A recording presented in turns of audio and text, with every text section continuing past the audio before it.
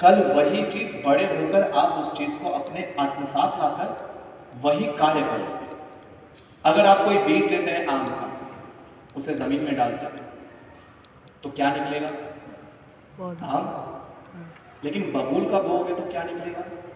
कांटा। तो जो बच्चे अपने मन के अंदर सात्विक विचार, राष्ट्र प्रेम, धर्म प्रेम एवं अपने राष्ट्र का विचारधारा लेकर जीवित होते हैं, बचपन से ही, गर्भ से ही जिनके माता पिता उन्हें गर्भ धारण के समय ही उचित संस्कार देते हैं, वो बच्चे आगे चल चलकर कोई स्वामी विवेकानंद जी बनते हैं, कोई महात्मा बनते हैं, कोई छत्रपति शिवाजी महाराज बनते हैं, कोई महाराणा प्रताप बनते हैं।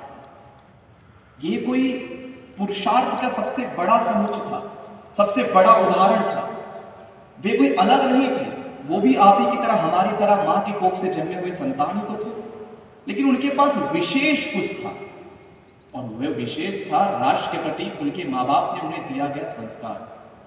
और आज जब हम कॉन्वेंट के बच्चों से मिलते हैं और हमारे गुरुकुल के बच्चों से मिलते हैं, और जब कॉन्वेंट की अध्यापिका महोदय मेरे सामने आकर कहती है कि हमारे बच्चे ये कर सकते हैं, हमारे बच्चे वो कर सकते हैं, तो मैं कहता हूं एक बार गुरुकुल के किसी छात्र के सामने आप अपने छात्र को खड़ा करके देखिए, मेरा बच्चा संस्कृत में भी आपके बच्चे से आगे जाकर दिखाएगा, इंग्लिश में भी आपके बच्चे से आगे जाकर दिखाएगा, और धर्म राष्ट्र के प्रति आपका कॉन्वेंट का विद्यार्थी जितना अचेत नहीं होगा, उतना मेरा बच्चा जागृत है। क्यों? क्योंकि हम अपने राष्ट्र की विचारधारा लेकर पढ़ रहे हैं और उन्हें एक अलग प्रवाह मिल गया है। कॉन्वेंट का अर्थ पहले जमाने में हुआ करता था, जिनके माँ बाप नहीं है उन्हें पकड़ पकड़ कर लाओ, विद्यालयों में डालो और क्रिश्चियन धर्मांतरण में लेकर चले जाओ। आपका जो धर्म है आप उसे मानो या ना मानो, फिर भी आप उस धर्म के ही कहलाओगे। बाकी पूर्ण पृथ्वी के ऊपर जितने भी विचार हैं वो केवल एक विचारधारा है। क्या आप इसको मानिएगा, आप ये करिएगा तो आप ऐसे हो जाएंगे, आप इस धर्म के हो। लेकिन पूज्य बापू श्री कहते हैं कि आप सनातन के उस धर्म में हो जहां आप टीका लगाओ ना लगाओ फिर भी आप सनातनी हो। आप अपने इष्ट देवता को मानो या ना मानो फिर भी आप सनातनी हो। आपके जीवन की पद्धति जो है, जो आप प्रातःकाल सुबह उठते हैं, उठने से लेकर जब तक आप निद्रा अवस्था में नहीं जाते तब तक आप जो भी आचरण करते हैं वही सनातन है। और उस धर्म में आपका अगर जन्म हुआ है तो आपका कर्तव्य क्या है कि आप अपने धर्म के प्रति कितना ज्यादा ईमानदार रह सकते हैं, प्रामाणिक रहकर अपना कार्य कर सकते हैं, राष्ट्र के प्रति अपना योगदान दे सकते हैं। और राष्ट्र के प्रति जब मैं बार बार कहता हूं योगदान दे सकते हैं, तो इसका अर्थ होता है कि आप जो भी फील्ड आगे आप चूज करोगे उसमें आपको निपुण बनना है। कोई एक होता है जो सर्वश्रेष्ठ होता है। प्रधानमंत्री केवल एक व्यक्ति बन सकता है क्योंकि वे सर्वश्रेष्ठ है। राष्ट्रपति कोई एक बन सकता है क्योंकि वे सर्वश्रेष्ठ है। अगर आप किसी भी फील्ड में जाते हो तो आपको उस फील्ड का सर्वश्रेष्ठ बनना है। मैं वकील बनूंगा तो सर्वश्रेष्ठ बनूंगा, अगर मैं आर्मी में जाऊंगा तो सर्वश्रेष्ठ बनूंगा, मैं बास्केटबॉल खेल रहा हूं तो उसमें मैं सर्वश्रेष्ठ बनूंगा, मैं मलखंब खेल रहा हूं तो उसमें मैं सर्वश्रेष्ठ बनूंगा। ये जिद जो आपके आयु के बच्चों के अंदर कूट कूट कर भरी होती है, उसे उचित मार्ग पर ले जाने का कार्य भी आपके अंदर होता है। गलत और उचित इन दोनों में एक पतली सी लाइन होती है, यहां गए उचित है, यहां गए गलत है। इसको समझने का सबसे आसान उदाहरण क्या है? जब हमारी भारतीय आर्मी गोलियां चलाती है, ये उचित है या गलत है? बोलिए, उचित है या गलत है? शत्रुओं से हमें बचाने के लिए जब भारतीय जवान आर्मी हमारी बॉर्डर के ऊपर गोलियां चलाती है तो वो उचित है। लेकिन जब दुश्मन हमारे ऊपर गोलियां चलाता है, आतंकवादी हमारे ऊपर आकर गोलियां चलाता है, तो क्या वो उचित है? अनुचित है। लेकिन जो कार्य है वो तो एक ही है। कार्य क्या था? गोली चलाना। लेकिन निश्चय क्या करता है कि वो उचित है या अनुचित है? आपकी मंशा, आपका उद्देश्य। भारतीय जवान जब गोलियां बरसाता है तो वो अपनी मातृभूमि की रक्षा के लिए गोलियां बरसाता है। उसे पता है कि अगर मैं गोली नहीं चलाऊंगा तो ये मेरे मातृभूमि के ऊपर आएंगे और गोलियां चलाएंगे, मेरे मातृभूमि के ऊपर आक्रमण करेंगे, मेरी संस्कृति का सत्यानाश कर देंगे। इसीलिए मुझे रक्षा करना है, इसीलिए मैं गोलियां चलाता हूं। आतंकवादी ठीक इसके विपरीत है, मुझे उसे नाश करना है, मुझे वो चाहिए। ये जिद की मानसिकता है, ये विचारधारा की मानसिकता है।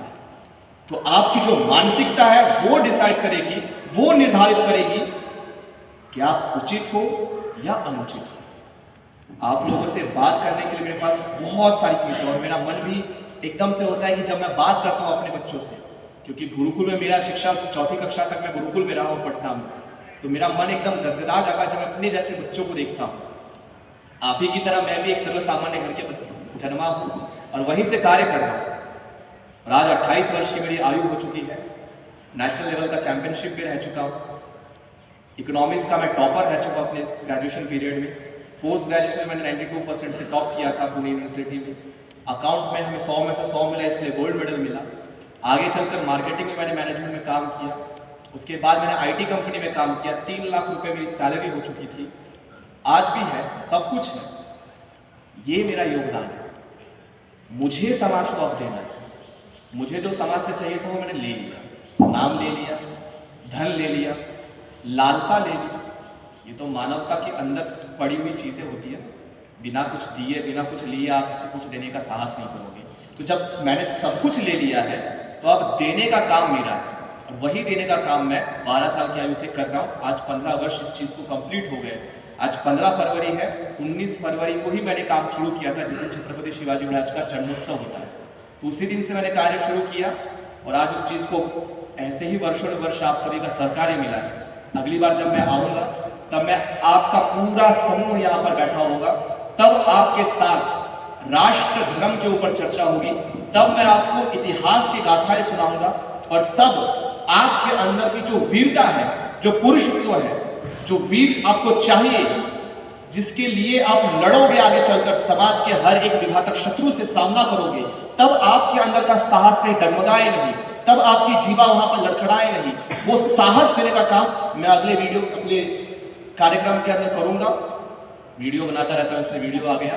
तो अगले कार्यक्रम के अंदर हम बहुत सारी सुंदर चर्चाएं करेंगे। आपके जो भी परीक्षाएं होंगे उसमें आप अच्छा कार्य करिए, अपने माता पिता से उतना ही प्रेम करिए जितना आप किसी अन्य से करने की अपेक्षा रखते हैं, क्योंकि वे एक बार आपको धोखा दे सकते हैं।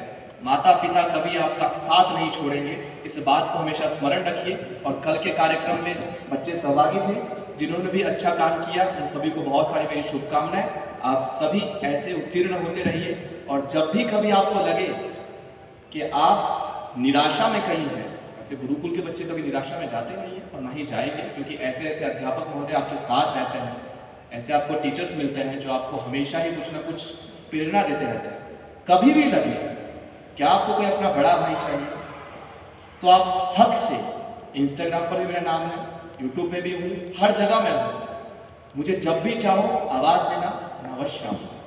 आप सभी से भेंट करके, आप सबसे बात करके, आपके नेत्रों को यहाँ मैं अपनी तरफ खींच कर रखा हूँ, वो सब कुछ देख कर मुझे बड़ा ही आनंद हो रहा है। ऐसे ही सदा हसतमुख रहिए, अपने साथियों के साथ रहिए। चलिए फिर मिलते हैं। हरि ओम।